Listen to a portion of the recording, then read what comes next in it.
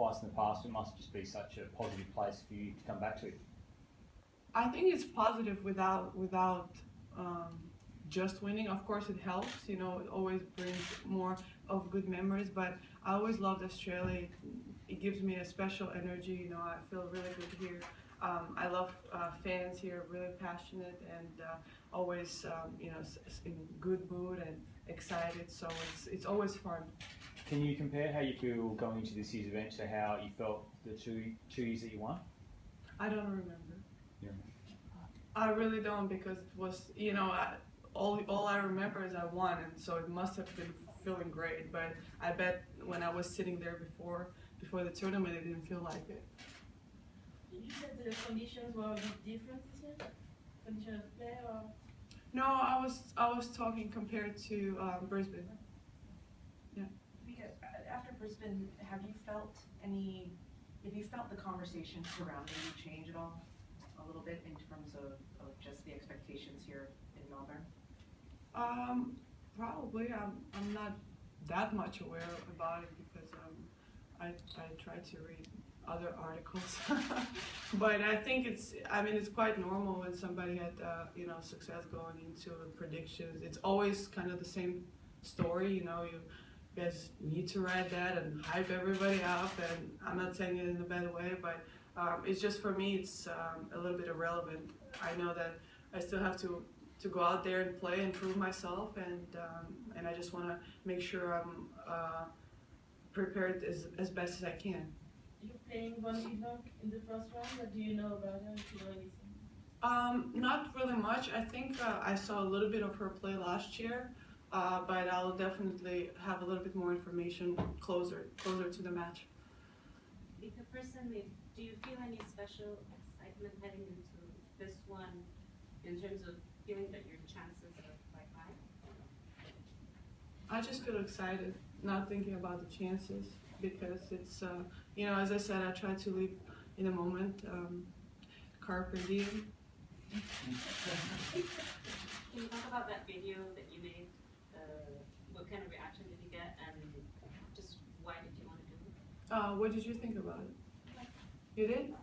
Well, the idea came to me while I was, you know, home in Belarus. I was running, and I just saw that, and, you know, like an image in front of me, and I wanted to do something a little bit different, show my creative side, you know, what I can do. And I talked to my friends, and we just started creating, you know, writing a treatment, making music, and I think it's a great way to show, first of all, that, you know, I'm always going to be known as a tennis player, but there is much more for me to offer than just that, and I just wanted to show that to my fans, to people who don't know me off the court, because I'm a little bit tired of hearing that, oh my God, you're so different in person, you know, and so I was like wondering, what is that different on me when people see me in person, because you just see me on the court and there's only one image, really, there is, but off the court there's a lot more to show. So I'm just trying to be open about who I am and show what I'm about, and do it in a way that I think is cool, you know, and enjoy myself, because I love doing it. I love to create. It's self-expression, so I think it's fun. Can you describe what the misconception is? Because you said that people meet you and they say, oh, we didn't know you were like this, you're different. What exactly is, what do you think people think about you, and what do you want to change? I don't want to change anything, really, but no, the perspective, what I'm talking about is, when you see me on the court, you know, fighting in heat or whatever, there's competition, you know, you see a competitive, aggressive, you know, sometimes, you know, emotional person, which is normal to be in that situation. And off court, I mean, I think I'm pretty funny, make a lot of people laugh, and I'm easygoing. I love to have fun. I love music. I like to dance, which obviously I do dance on the court, but only after the match. I can't just, you know, bust a move in between points. So a little bit of that, just, you know, what it is like to, I mean, I'm a normal person, so I just do a lot of stuff. any other projects in the pipeline, creating other videos? Oh yeah, I already wrote a treatment for another one. Yeah. Yep. Can you ride a motorbike? Did you see me? Or you were on it? I don't know. Oh yeah, well, look at that. Do you, remind me, do you look at the draw? Never. Okay, Yeah. fair That was quick. Have you stayed in touch at all with Steph, that super fan from Brisbane, and will she come to Melbourne? I'm not really. I just talked to her after the match in person, and then I talked to her mother on Instagram. But that might be a good idea. Thanks for letting me think about it. You said that last year you were injured a lot of the time and you were on medication. How did you feel at this point, on the eve of a slam, compared to how you feel now? It's way better without medication. That's definitely for sure. But I feel, when the only thing I'm thinking about right now is playing tennis and enjoying myself. The year before that, I had so much on my mind that were distracting me from playing on the court that, I think that is one of the biggest differences right now. Vika, when you come back to Melbourne, what's the one thing that you always try to go out of your way to do that kind of helps you snap into the fact that you're in Melbourne and playing the Aussie? I mean, just coming here and running in the park, that does it all for me. And bringing donuts to the drivers, definitely, that's it.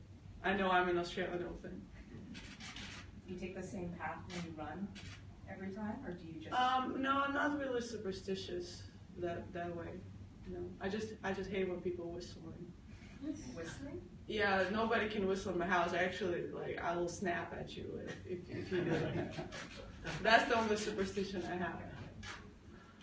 Do you remember in 2012, was there any conversation or consideration not to play the mixed doubles with Max, and if so, how happy were you that you decided to play that? No, there were never really. I knew I wanted to play. We talked about it before, and that was it. We even tried to prepare in Wimbledon before that. And how happy are you that you made that decision and have that at all? I mean, pretty happy. Can't complain about that for sure. I mean, it was amazing, that is one of the goals that I can say I've done, and I'm good. So then next this year or no next? No.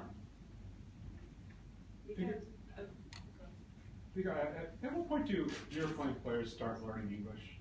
At what age, and what are the first things that you learn? Sorry, what?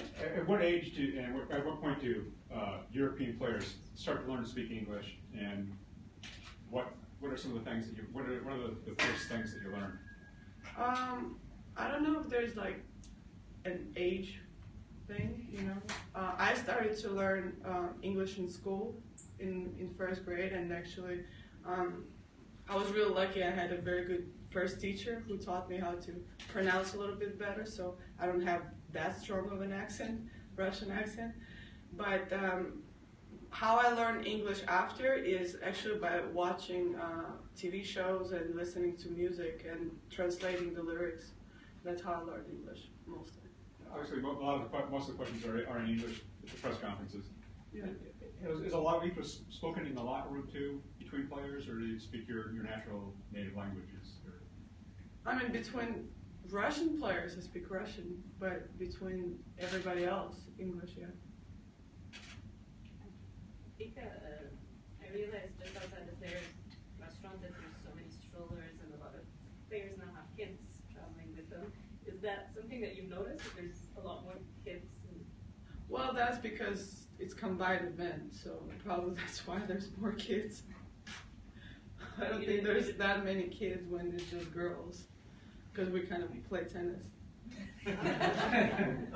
I mean, there are, but there's not that many. Yeah, but I mean, over the years, you don't feel now compared to before that at the slams that there's more families traveling on tour?